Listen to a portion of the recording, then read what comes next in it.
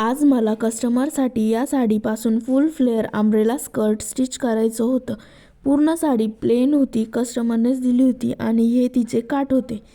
तर हा तिचा ब्लाऊज पीस होता। ब्लाऊज पीसपासून आपण टॉप पार्ट स्टिच करणार होतो आणि हे मी लेहंग्यासाठी कॉटनचं मॅचिंग अस्तर घेतलेलं होतं।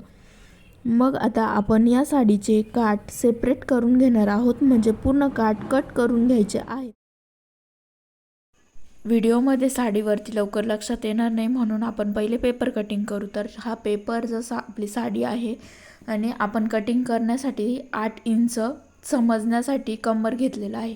तर बघा, पेपरला आपण फर्स्ट फोल्ड केलं, त्यात आपल्याला 2 बाजू ओपन भेटल्या आणि एक बाजू फोल्ड भेटली। त्यानंतर सेकंड फोल्ड केल्यानंतर आपल्याला एका बाजूची एक हे फोल्ड भेटली आणि एक ओपन भेटली आणि दुसऱ्या बाजूची दोन्ही साइड आपल्याला फोल्ड भेटल्या। त्यानंतर आपल्याला जसं स्कार्फला आपण घडी मारतो त्या पद्धतीने घडी मारायची त्रिकोणी। तर बघा, त्रिकोणी घडी मारली आहे। त्यानंतर आपल्याला टाकायचं आहे कमरेचं माप। तर बघा, वरच्या साईडला आपण कमरेचा चौथा भाग टाकणार आहोत, म्हणजे 8 इंच कंबर घेतले आपण, तर त्याचा चौथा भाग काढण्यासाठी आपण 8ला 4नी भाग देऊ। तर आपल्याला भेटले 2 इंच। हे 2 इंच म्हणजे आपली कमरेची मार्किंग आहे। त्यानंतर आपल्याला टाकायची आहे उंची। तर उंची आपण वरती जे 2 इंचाची खूण केलेली आहे कमरेची, बरोबर तसंच आपण टेप ठेवून आणि उंची मेजर करणार आहोत। ते मी पुढे व्हिडिओत कपड्यावरती दाखवलेलेच आहे। आता आपण हे कट करून घेऊ। खाली जो घेराचा भाग आहे तो पण आपल्याला कट करून घ्यायचा आहे आणि जो वरचा कमरेचा आहे तो पण आपण कट करून घेऊ।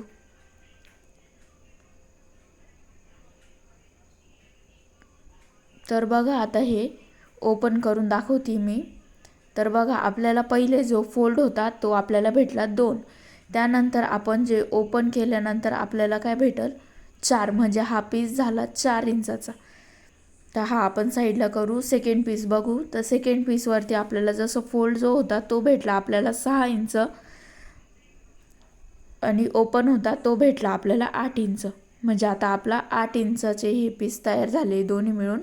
त्यानंतर हा तिसरा पीस हा आपल्याला भेटला 10 इंच, जो फोल्ड होता तो। त्यानंतर ओपन आपल्याला भेटला 12 इंचाचा। तर हा बघा, याची एक साईड आपली फोल्ड होती, तर याचे सेपरेट पीस नाही झाले, याचा डायरेक्ट सलग एकच झाला। तर बघा, हा फोल्ड जो होता तो भेटला आपल्याला 14 आणि ओपन भेटला आपल्याला 16 इंच। तर हा पूर्ण घेर आपला 16 इंचाचा तयार झाला आहे। आता हा आपण लावून बघू। तर जो हा म्हणजे कट जो भेटला आपल्याला, तर तिथं आपल्याला टिप मारून घ्यावी लागेल। आणि हा जो फोल्ड भेटला तर तो बघा पूर्ण आपल्याला एकच पीस भेटलेला आहे। तर मग हे जोडल्यानंतर आपला पूर्ण घेर झाला 16 इंचाचा तयार। तर आपल्याला यात कंबर बसवायचं आहे 8 इंचाचं।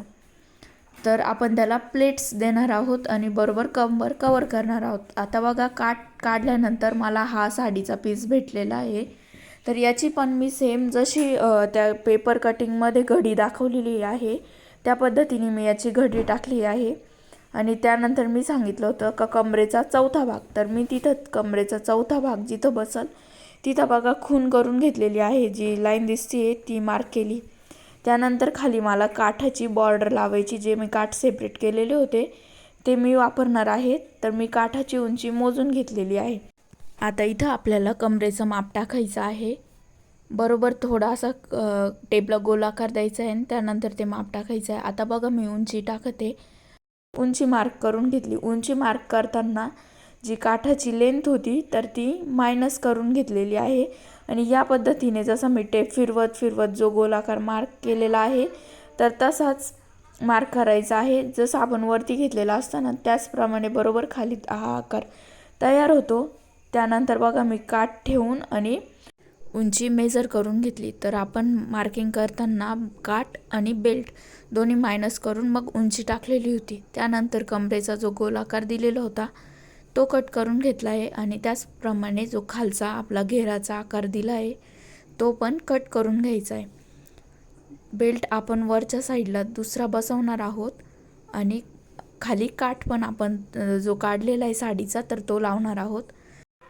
त्यानंतर आपण याला छोटे छोटे नॉचेस देऊन घेणार आहोत. जी फोल्डेड साईड आहे ना तिथं आपल्याला नॉचेस द्यायचे, म्हणजे प्लेट्स टाकताना आपल्याला प्रॉब्लेम येणार नाही. आता बघा ओपन करून दाखवते. ओपन केल्यानंतर आपल्याकडे ना 3 पीस तयार होतात. 2 पीस आपले ना ओपनवाले राहता आणि 1 पीस आपला फोल्डवाला राहतो. आता हे जे खालचे आहे ना तर ते दोन्ही पण ओपन आहे, तर त्याला मी सेंटरला टिप मारून घेणार आहे. तर बघा मी लावून दाखवते आहे टिप कशी मारायची आहे ती. तर बघा इथं आपल्याला टिप मारून घ्यायची. आता हे पीस टिप मारून घेतल्यानंतर आपल्याकडं 2च पीस तयार झाले, एक हा आणि एक जो ऑलरेडी फोल्ड होता तो वाला. तर आता बघा याला मी ना टेपनी व्यवस्थित मेजर करून घेते आहे. कमरेचं माप जे आपलं तर ते आपल्याला ह्या एका पीसवरती भेटेल. आपण याला प्लीट्स टाकणार आहोत त्यामुळे ते बरोबर कवर होतं. ते मेजरमेंट घेतलं होतं त्यात होतं कंबर 23, तर 23मध्ये 2 इंच टाकून ते झालं 25. तर 25चा आपण घेणार आहे चौथा भाग, तर तो आला 6.25. तर अस्तर कटिंग करतो आहे आता आपण. तर त्यासाठी एक साईड फोल्ड आहे आणि एक साईड ओपन आहे, तर त्याची पण आपण डबल घडी घालून घेतलेली आहे, म्हणजे आपल्याकडं मागचा आणि पुढचा असे 2 भाग तयार होतील. अस्तरची लेंथ घेताना मी हे फुल लेंथपेक्षा 4 इंच कमी लेंथ घेतलेली आहे. आता ही मार्किंग करताना साईड फोल्ड बाजूने केली आहे आणि दुसरी बाजू ओपन बाजूने केली, तर दोन्ही साईड 6.5 6.5 असं मार्क करून घेतलं. त्यानंतर बघा ही तिरपी लाईन ड्रॉ केली आहे, म्हणजे आपला जो अस्तरचा भाग आहे तर त्याला पण आपला थोडा घेर तयार होतो. जर आपण नुसतंच असा अस्तर लावून दिलं तर त्याला इतका घेर येत नाही, तर हा आपला परकरसारखा घेर तयार होतो. म्हणजे अस्तरला पण आपण कळ्यांचं अस्तर करतो आहे. मग याची मी कटिंग करून घेतली. स्टिच करताना आपण या अस्तरला पण 1-2 प्लीट्स टाकणार आहोत, म्हणजे त्याला व्यवस्थित असा घेर येतो. स्टिच केल्यानंतर बघा किती सुंदर लेंगा तयार झाला आहे.